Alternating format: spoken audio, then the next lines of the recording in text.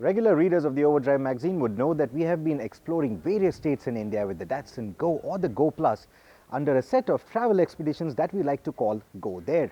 Here's a quick synopsis of how all those road trips unfolded. On each one of our expeditions, we invited a chosen lucky winner from our Go There contest to join us for the drive. A good start to a day is a nice cup of coffee.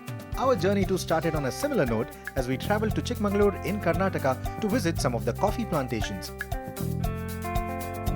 Since the theme of these road trips was all about learning and exploration, we learned how a coffee bean goes from a small reddish berry on a bush all the way to the brown roasted beans that we are more used to seeing.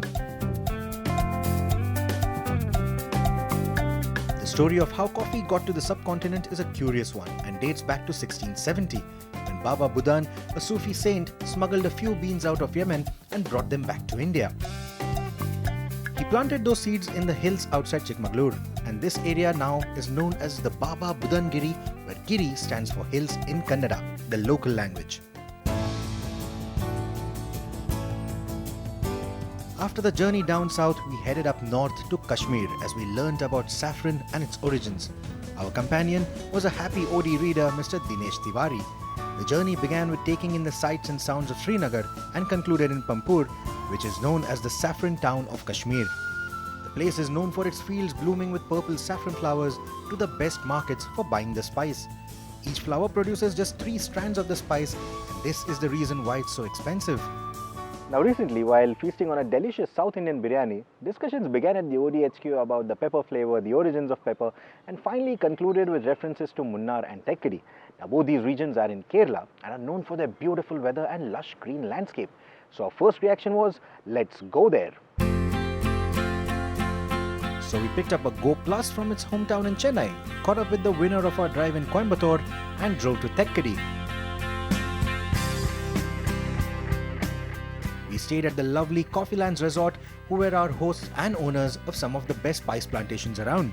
They promised us a closer look at how the black pepper that we use every day is conceived, prepared and packaged. We were worried to drive into the plantations at first, since the paths were narrow and full of stones jutting out. But despite its long MPV wheelbase, the Go Plus managed just fine. The pepper vine can climb any tree, but the most commonly used support in Kerala is the silver oak. Like our car for this trip, the vines are pretty maintenance-free. They take about 6 to 8 months to bear fruit, and an average vine that grows about 10 feet can bear 8 to 10 kilos of fruit. 2 varieties of pepper are popular in India, black and green. The common black peppercorn is sun-dried, unripe drupes, while the green is the sun-dried, ripe variety. അങ്ങനെയുള്ള കൂടി 5 വർഷമാകുമ്പോൾ നിലത്ത് നിന്ന് പറിക്കാൻ പറ്റുകയില്ല. അപ്പോൾ ഏണി വെച്ച് കയറി തോണ്ടി കെട്ടി മുളക് പറിച്ച് എടുക്കുന്നു. എടുത്ത് അത് ഉണക്കി കൊണ്ടുപോകുന്നു. അങ്ങനെയാണ് ഇവിടെ ചെയ്തുകൊണ്ടിരിക്കുന്നത്. What followed were pepper-flavored delicacies and a reluctant drive back to Chennai, getting back to the grind.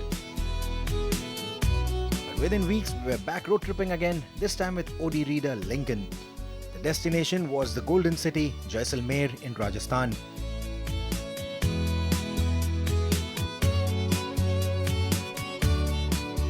Known for the Sonar Killa, the largest fortification in the world, ancient Jaisalmer is also said to be the origin of hookah or shisha. Once considered the privilege of the wealthy in India, it gained popularity during the Mughal rule.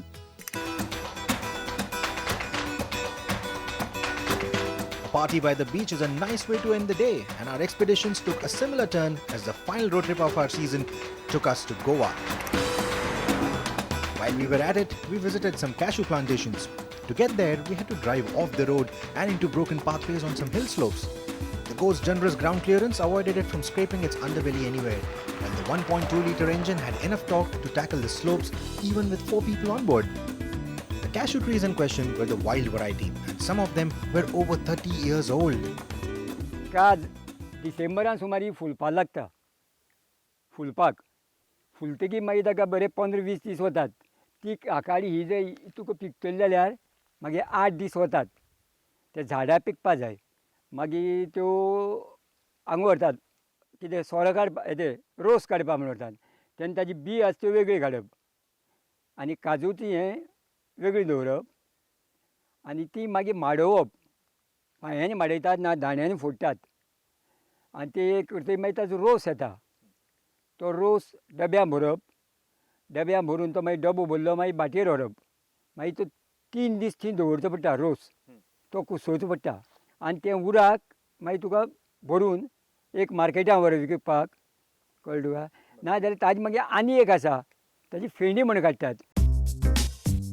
The fruit has three common names: the cashew fruit, the cashew apple, or the cashew mango. When it completely ripens, the fruit falls to ground and only then is it collected. There are no harvesting processes involved.